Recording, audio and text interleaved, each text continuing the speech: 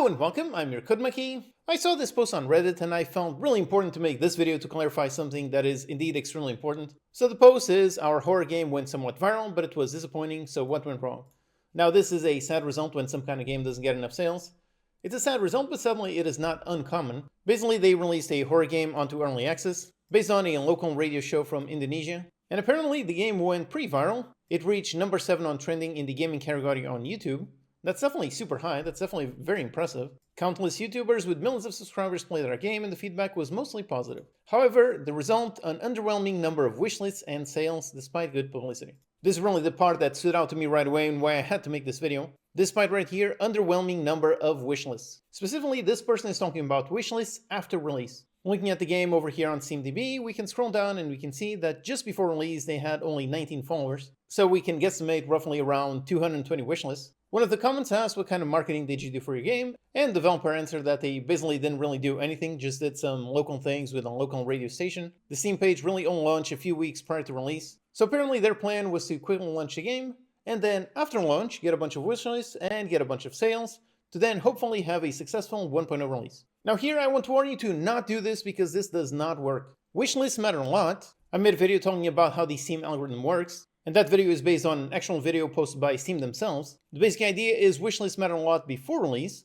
The goal is to build up a massive wishlist amount so that when the game finally releases, all of those wishlists get an email and hopefully buy your game. Then hopefully those that do buy the game, they enjoy it, which leads to more visibility on Steam and starts the ball rolling. That is really the main purpose behind wishlists. But after the game is out, after release, wishlists don't really matter much. The game did get millions of views in coverage. We can look for it and see, yep, here's one video getting 2 million views. That's an insane amount. And it's a 57-minute video, so it's really detailed. Then there's a bunch more, 300k views, another one with 1.2 million, almost 1 million. So this game did get a ton of coverage. But again, importantly, all of that coverage, all of that came after release. So this one on November 28th, and November 28th, that was way after the game actually released. So we can see over here a bump, so a bunch of people did see it thanks to those videos. So it appears that here maybe it gained about 1,000 wishlists. And if this was before release, this would be quite useful.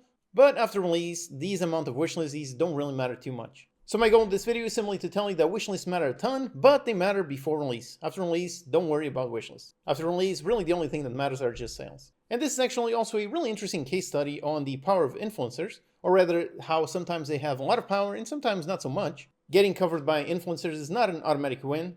It depends on a lot on what influencer it is, and perhaps more importantly on what genre it is. Then another topic is the game is actually launched into early access, which by itself, early access for horror games, that is usually not a very good option. Early access is really more meant for systems-based games, whereas things like horror, which I'm guessing is more of a story-focused game, for these kinds of games, early access usually doesn't help too much. But perhaps more broadly, over here we can see approximately how long will this game be in early access, and the goal is to be just approximately 3 months. So on this, I also want to caution you not to do this. If you do go into early access, first of all, have a game that works with early access. But then secondly, make sure you go into early access if you have a plan for it for at least 1 year. Early access is really tricky, it's really difficult to get it right. If you want to see some tips for it, there's some really great articles over here on the How to Market a Game blog. There's one on should you do early access, another one all about the EA launch numbers. But in general, early access is not a quick thing. So if you are just 3 months away from the final release, I would say only launch your game onto 1.0 straight away. Because basically by doing it into early access,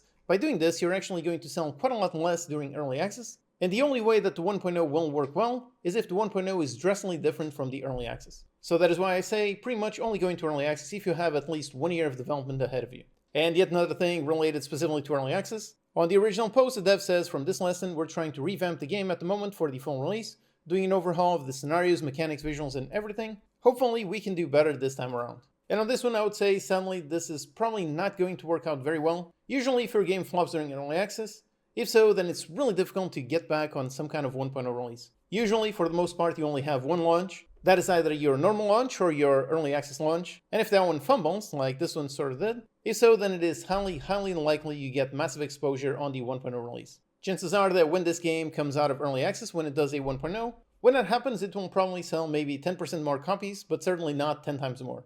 If you do decide to do early access, keep in mind that it is high risk, high reward. The games that do find success, they find massive success, but those are extremely rare. Most of the games, if they flop during the early access release, if they do so, they will also flop during the 1.0 release. So sadly, statistically speaking, it is highly unlikely that this game will turn around for the 1.0 release. But I hope I'm wrong. I hope this dev manages to turn it around. And I hope that by watching this video, you now know what not to do. Mainly remember how wishlists really only matter before release. There's an excellent humble bundle right now with a mountain of assets, all for just 25 bucks.